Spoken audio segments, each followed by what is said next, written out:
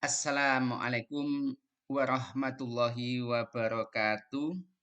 Selamat berjumpa kembali dalam perkuliahan online. Kalau sebelumnya kita telah memperluas sistem bilangan caca menjadi sistem bilangan bulat, maka pada bab ini dan selanjutnya kita akan mempelajari beberapa hal yang menarik dari himpunan-himpunan bagian dari himpunan bilangan bulat. Jadi di sini nanti kita akan pelajari tentang beberapa hal tentang bilangan bulat, bagian-bagian dari bilangan bulat yang sangat menarik sekali. Nah, yang pertama kita pelajari di sini adalah pengertian dan ciri-ciri habis dibagi. Untuk itu, kita akan mendefinisikan dulu apa pengertian dan ciri-ciri habis dibagi. Definisi 1, jika A dan B adalah sebarang bilangan bulat dengan A tidak sama dengan 0, maka A dikatakan pembagi B. Ditunjukkan dengan A per B. Artinya A pembagi B. Jika dan hanya jika ada bilangan bulat C sedemikian hingga B sama dengan A kali C. Jadi A itu dikatakan sebagai pembagi dari B jika ada bilangan bulat C yang dikalikan A hasilnya B. Contohnya 3 pembagi dari 12 karena ada bilangan bulat 4 apabila dikalikan 3 hasilnya sama dengan 12. Ini definisi 1. Atau contoh lagi 2 pembagi dari 16 sebab pada bilangan bulat 8 apabila dikalikan 2 hasilnya 16. Nah 2 ini adalah faktor dari 16 dan 16 ini adalah kelipatan dari 2 apabila 2 pembagi dari 16.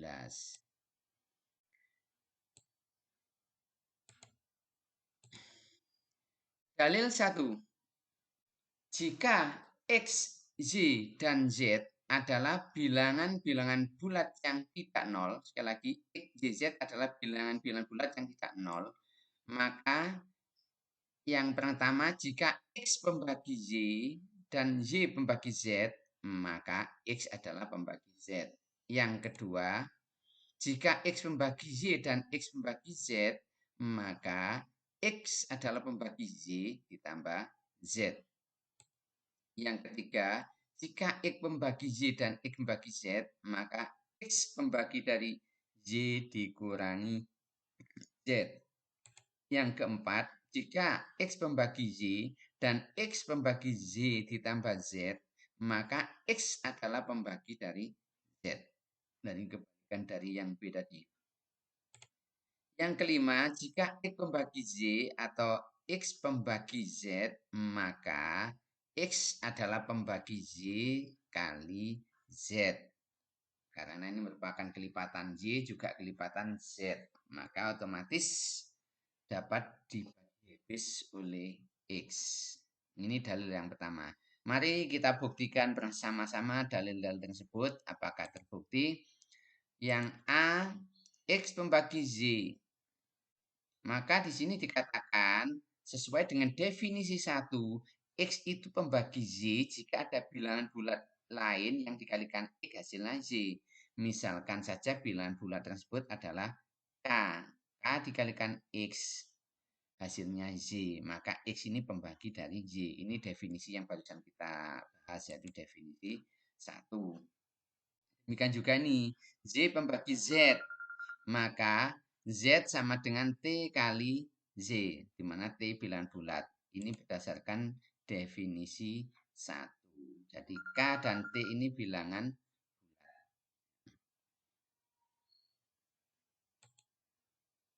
Nah, kita sudah mempelajari tentang dalil 4. Suatu bilangan yang sama jika dikalikan dengan bilangan yang sama hasilnya adalah sama. Ya. Tadi dikatakan Y sama dengan K kali X. Sama-sama kita kalikan dengan T. Ini dalil 4. Kalau ditambah bilangan yang sama dalil 2. Kemarin dalil 2A tepatnya ya. Ini dikalikan dengan bilangan yang sama berarti pakai dalil 4. rapatnya dalam 4A. Jadi T kali Y sama dengan T kali K kali X. Nah, dari sini didapatkan bahwa T kali Z ini sama dengan Z. Maka kita gunakan sifat transitif kesamaan. T kali Z kita ganti dengan Z. Langkah selanjutnya yaitu kita gunakan sifat asosiatif perkalian. Kurungnya kita pindah di sini. T kali K. Ini sifat asosiatif. Langkah selanjutnya X kita pindah di depan. Berarti komutatif perkalian. T kali K-nya dipindah ke belakang. Nah, dari sini K kali T-nya kita pindah. K kali T. Sifat komutatif. Di mana K dan T tadi dikatakan adalah bilangan-bilangan bulat. Nah, dari sini sudah kelihatan. X dikalikan bilangan bulat, maka hasilnya sama dengan Z. Maka bisa dikatakan bahwa di sini X membagi Z. Dari sini sudah kelihatan. Kita lanjutkan dulu. T bilangan bulat karena dua bilangan bulat kalau dikalikan hasilnya tertutup ya. Nah, ini maka karena K dan T ini bilangan bulat, maka X-nya pembagi Z berdasarkan definisi 1 tadi.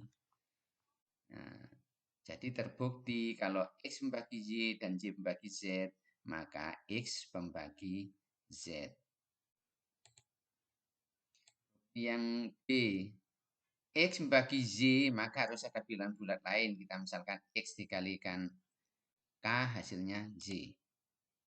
Ya, X membagi Z, maka Z sama dengan T kali X, di mana ini K dan T tadi bilangan-bilangan bulat berdasarkan definisi 1. Nah, di sini Z ditambah Z sama dengan KX ditambah Z. Ayo alasannya apa? Masih ingat tadi barusan saya bahas? Ditambah dengan bilangan yang sama. Berarti menggunakan dalil 2A. Terus di sini KX ditambah T kali X. Z-nya kita ganti dengan T kali X. Karena Z sama dengan T kali X. Berarti sifat transitif kesamaan. Kemudian di sini kita gunakan sifat apa ini? Distributif perkalian terhadap penjumlahan. Nah, di mana K dan T adalah bilangan bulat, maka otomatis X ini adalah pembagi dari Y ditambah Z. Dan nanti dituliskan alasannya, tadi di contoh sudah ada. Selanjutnya yang C dan D dan seterusnya tadi buktikan sendiri. Nah, sekarang contoh-contoh. 3 pembagi 6 dan 6 pembagi 24. Maka 3 ini adalah pembagi dari 24. Lihat, 3 pembagi 6, 6 pembagi 24, maka 3 pembagi 20. 7 pembagi 4, 9, dan 7 pembagi 84. Maka 7 sekaligus pembagi dari 49, 8 tambah 84. Jadi X tambah tadi.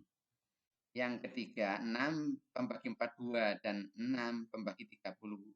Maka 6 pembagi dari 42 dikurangi 30. Ini yang X kurangi Y. Nah, di sini ada 7 bukan pembagi 23. Dan 7 juga bukan pembagi 26. Nah, tetapi 7 ini pembagi 23 ditambah 26. Jadi di sini mungkin terjadi bahwa A membagi B ditambah C, meskipun A tidak membagi B maupun C. Seperti contoh ini, 7 tidak membagi 23 dan 7 tidak membagi 26, tapi 7 membagi 23 tambah 26. Yang perlu dipahami. Nah, sekarang ciri-ciri habis dibagi. Suatu bilangan dapat dibagi dua jika dan hanya jika angka terakhir adalah genap. Nah, semua bilangan sebesar apapun, kalau angka terakhirnya genap, maka habis dibagi dua. Yang kedua, Suatu bilangan habis dibagi 3 jika dan hanya jika jumlah angka-angka dari lambang bilangannya dapat dibagi 3. Lihat contohnya. 3 pembagi dari 3.642. Karena 3 ini membagi jumlah-jumlah angka-angka ini. 3 tambah 6 tambah 4 tambah 2 kita bagi. Ya, hasilnya 15. Nah, 15 habis dibagi 3, maka 3 pembagi dari 3.642. Jadi angka-angkanya bila dijumlahkan habis dibagi 3, maka habis dibagi 3 bilangan tersebut. Yang ketiga, suatu bilangan dapat dibagi 4 jika dan hanya jika dua angka terakhir dari lambang bilangannya habis dibagi 4. Kalau habis dibagi 2 tadi angka terakhirnya genap. Kalau habis dibagi 4, 2 angka terakhirnya.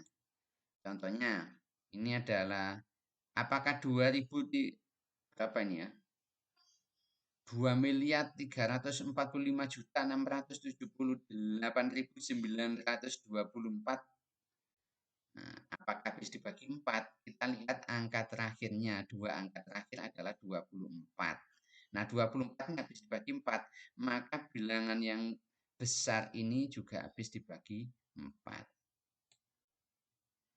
Yang keempat, suatu bilangan dapat dibagi 5 jika dan hanya jika angka terakhir dari lambang bilangannya adalah 0 atau 5. Jadi sebesar apapun bilangan, kalau angka terakhirnya 0 atau 5, maka habis dibagi 5. Suatu bilangan habis dibagi 6 jika dan hanya jika bilangan itu dapat dibagi 2 dan dapat dibagi 3. Tadi sudah tahu kan ciri habis dibagi 2 dan ciri habis dibagi 3. Ya, kalau ciri habis dibagi 2 adalah apabila belakangnya genap. Jadi ini habis dibagi 2. Nah, sekarang kita buktikan yang habis dibagi 3. Habis dibagi 3 kita jumlahkan angka-angkanya ini. 6 tambah 2 tambah 9 tambah 4. Nah, 6 tambah 2 tambah 9 ditambah 4 ini hasilnya 21. Dan 21 habis dibagi 3, maka bilangnya habis dibagi 6. Karena habis dibagi 2 dan habis dibagi 3. Selanjutnya, suatu bilangan dapat dibagi 7 jika dan hanya jika memenuhi sifat berikut.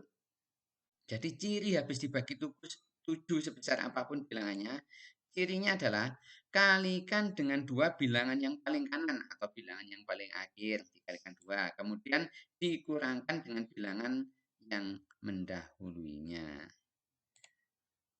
Nah, jika selisihnya dapat dibagi 7, maka bilangan yang ditanyakan habis dibagi 7. Kita bisa mengulangi nih langkah ini sehingga diperoleh bilangan yang sekecil mungkin yang bisa kita perkirakan habis dibagi 7. Jadi diulang-ulang langkahnya sampai habis. Contohnya seperti ini. Apakah 7 pembagi 203? Nah, karena dikatakan bahwa apakah 203 ini habis bagi 7, maka caranya adalah ini. 203 ini bilangan yang paling kanan atau yang terakhir adalah 3. 3 kita kalikan 2.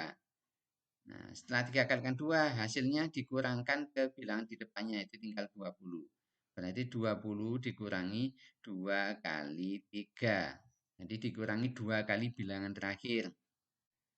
Dikurangi 6 berarti sama dengan 14. Nah, 14 ini kan habis dibagi 7, maka 203 habis dibagi 7. Ini contoh bilangannya kecil. Contoh yang agak besar. Ya. Sekarang contoh yang agak besar. 296 dibagi 296.492 apakah habis dibagi 7? Ingat, bilangan paling kanan adalah 2. Kita kalikan 2. Nah, dari sisa bilangan yang ini 29649 ini kita kurangkan dengan 2 kali bilangan yang terakhir ini. Berarti kita kurangkan 2 kali 2. Karena ini 4, maka hasilnya menjadi 2964. Masih terlalu besar. Kita ulangi langkahnya dengan cara yang sama. Bilangan terakhirnya adalah 5. Maka kita kurangi 2964 ini dengan 2 kali bilangan terakhir yaitu 5. Hasilnya 10. Berarti tinggal 2954. Oh, belum terdeteksi. Kita ulangi langkahnya. Dikurangi 2 kali 4 bilangan 295 ini. Nah, 295 dikurangi 2 kali 4. Ternyata hasilnya 287. Oh, masih kurang kecil lagi. Diulangi lagi langkah yang sama. 28 ini dikurangi 2 kali angka yang terakhir yaitu 7. 2 kali 7 14. Berarti 28 dikurangi 14 adalah 14. Nah, 14 ini dapat dibagi 7.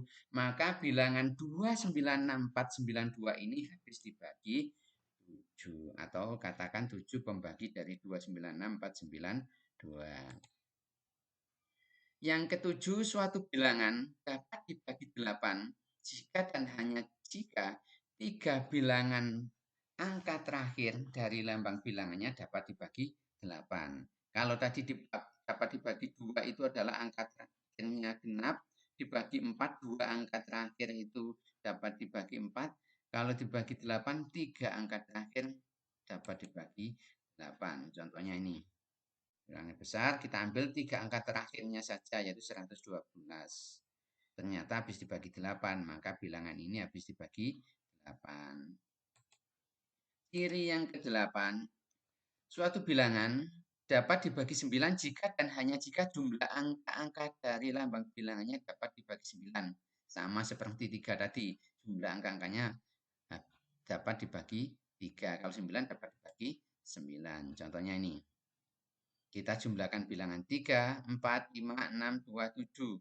Ternyata hasilnya 27. Habis dibagi 9, maka bilangan ini habis dibagi 9. Dan otomatis juga habis dibagi 3. 9. Suatu bilangan dapat dibagi 10. Nah, ini gampang dah, kalau bilangan terakhirnya 0 pasti habis dibagi 10. Terus suatu bilangan dapat dibagi 11 jika dan hanya jika jumlah angka-angka pada urutan ganjil urutannya dari kanan ke kiri dikurangi jumlah angka-angka pada urutan genap. Untuk lebih mudahnya kita lihat. Apakah 91.839 habis dibagi 11? Kita lihat.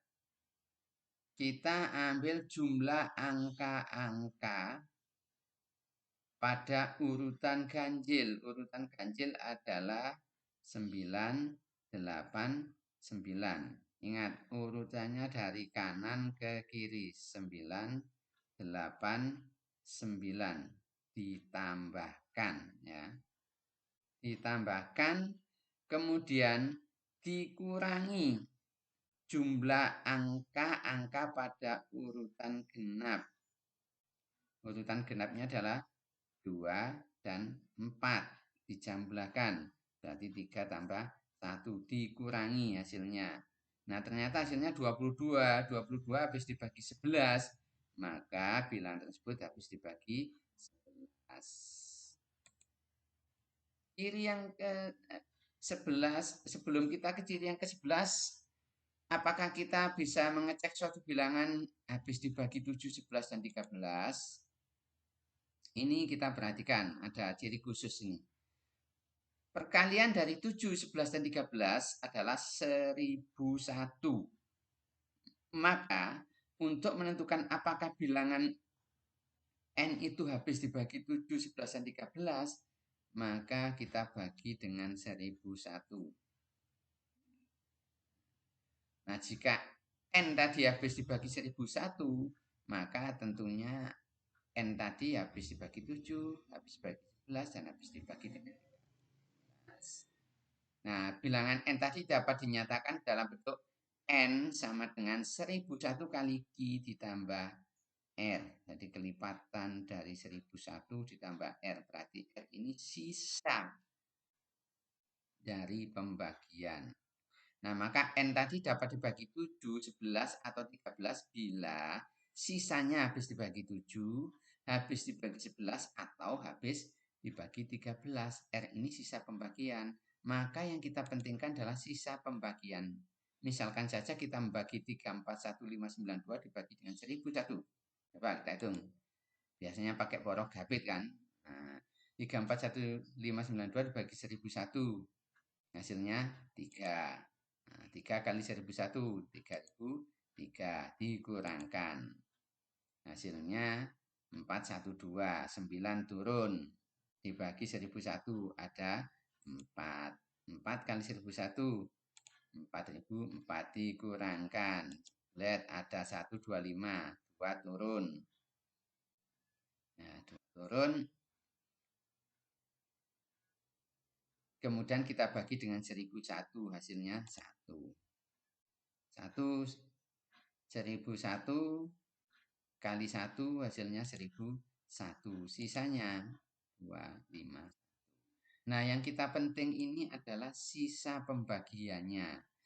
Apakah habis dibagi 3, 7, ataupun 13. Lihat sisa pembagiannya. Nah, yang kita pentingkan adalah sisa pembagian. Karena yang kita pentingkan sisa pembagian, maka kita tidak perlu menggunakan porogapit ini. Tapi dengan sistem pencoretan akan lebih mudah dan praktis.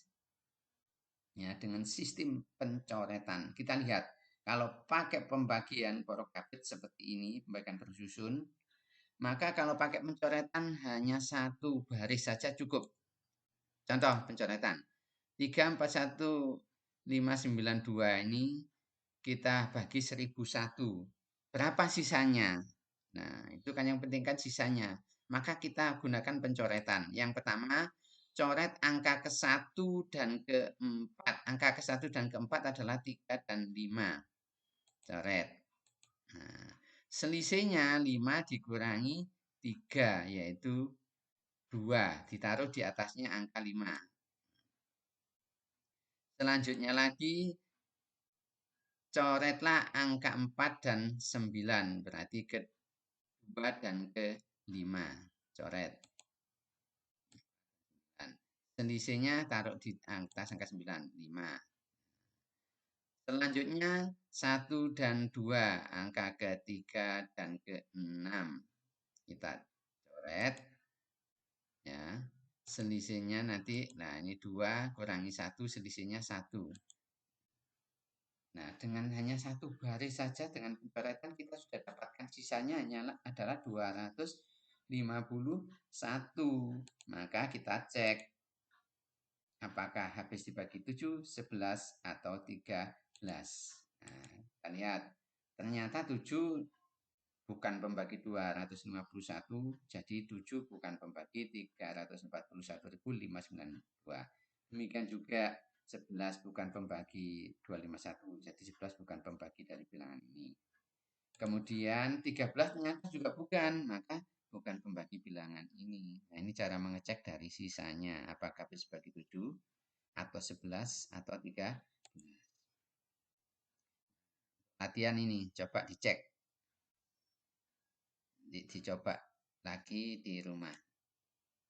Nah, melatih sistem pencoretan. Selanjutnya, suatu bilangan habis dibagi 12 jika bilangan itu habis dibagi 3 dan 4. Tadi syarat habis dibagi 3 itu dijumlahkan bilangannya. Kalau habis dibagi 3, berarti habis dibagi 3. Kalau dibagi 4, 2 angka terakhir habis dibagi 4. Nah, lanjutkan, suatu bilangan dapat dibagi 13 jika dan hanya jika sisa pembagian dengan cara pencoretan habis dibagi 13. Tadi kan cara pencoretan sudah paham. Ya, sisanya kalau habis bagi 13, maka habis bagi 13. Suatu bilangan dapat dibagi 14 jika dan hanya jika bilangan itu habis bagi 2 dan 7. Coba. Suatu bilangan habis bagi 15 jika dan hanya jika bilangan itu habis bagi 3 dan 5. Suatu bilangan habis bagi 16 jika dan jika bilangan atau 4 angka terakhir dari lambang bilangan itu habis dibagi 16. Nah, inilah ciri-ciri habis dibagi, mulai habis dibagi 2 sampai habis dibagi 16. Saya kira cukup sekian saja penjelasan saya tentang pengertian dan ciri-ciri habis dibagi. Terima kasih. Assalamualaikum warahmatullahi wabarakatuh.